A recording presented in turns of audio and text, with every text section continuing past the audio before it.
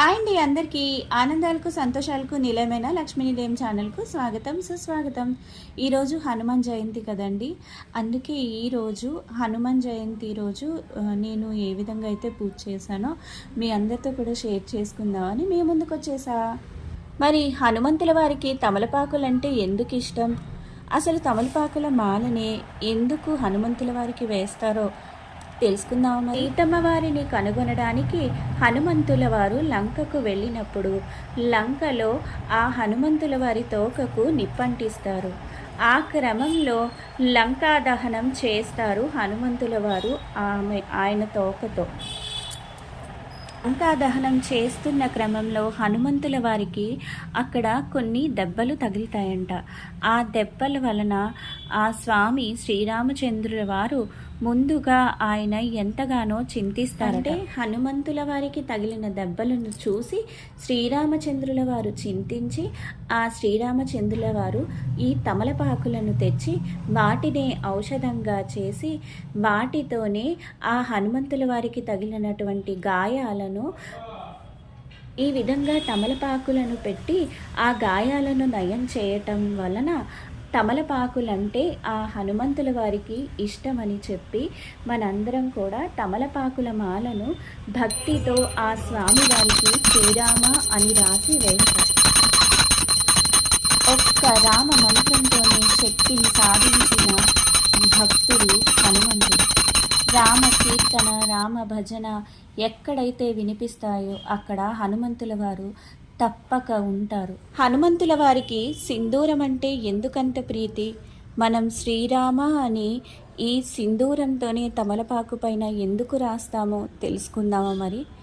సీతమ్మ వారు ఒకసారి సౌభాగ్యం కొరకు సింధూరాన్ని నుదుటన ధరిస్తున్నప్పుడు హనుమంతుల వారు చూసి ఆ సీతమ్మ వారిని ప్రశ్నించారట. నా స్వామి ఆయుష్ మెరుగై నా సౌభాగ్యం నిలబడుతుందని ఆ స్వామికి ఈ సీతమ్మ వారు చెప్పారట.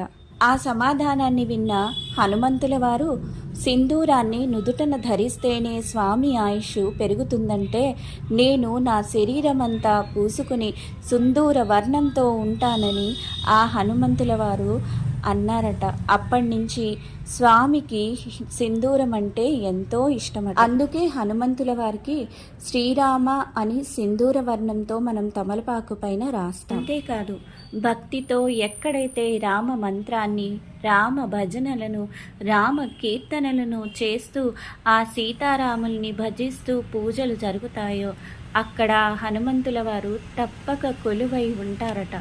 నా దగ్గర సపరేట్గా అంటే సీతారాములు ఫోటో పట్టాభిషేకం ఫోటోవే ఉందండి. హనుమంతుల వారి విగ్రహం కానీ ఫోటో కానీ సపరేట్గా లేదనమాట. అందుకనే నేను సీతారామ పట్టాభిషేకం ఫోటోలో హనుమంతుల వారికి ఆ సీతారాములకి కలిపి పూజనైతే ఈరోజు చేసుకున్నాను. హనుమంతుల వారు ఏంటో చూడండి అలా మెరుస్తున్నారు. నాకు కూడా తెలియట్లేదు అది.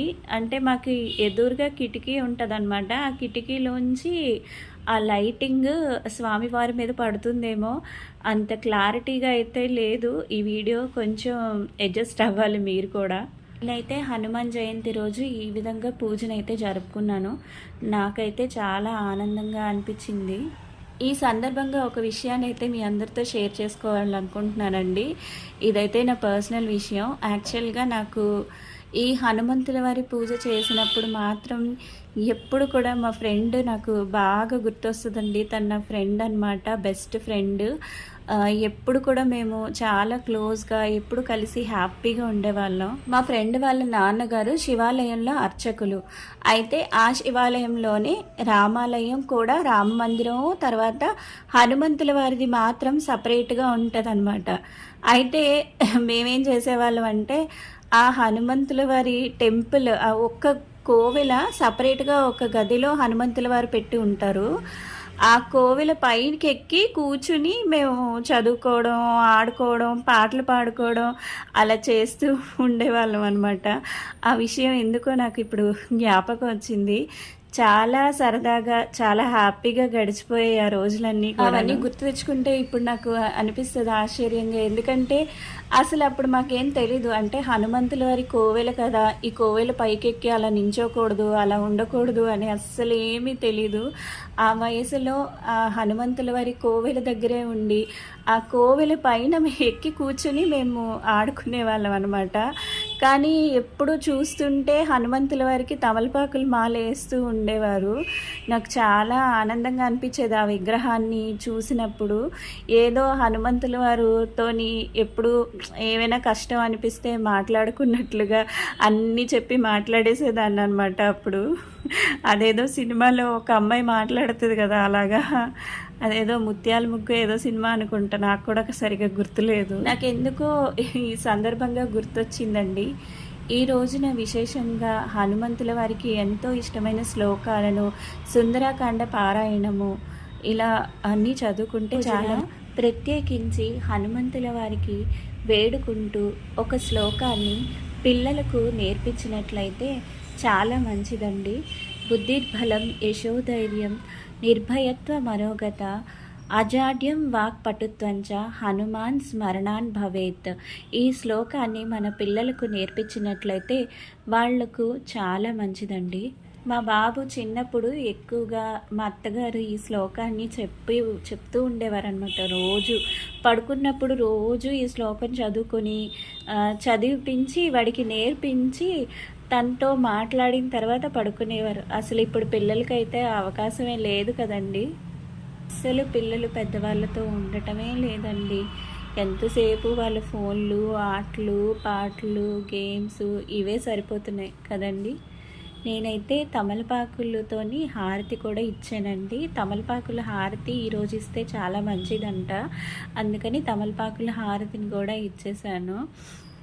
తమలపాకుల పైన శ్రీరామ అని చెప్పి రాసాను, చూశారు కదా.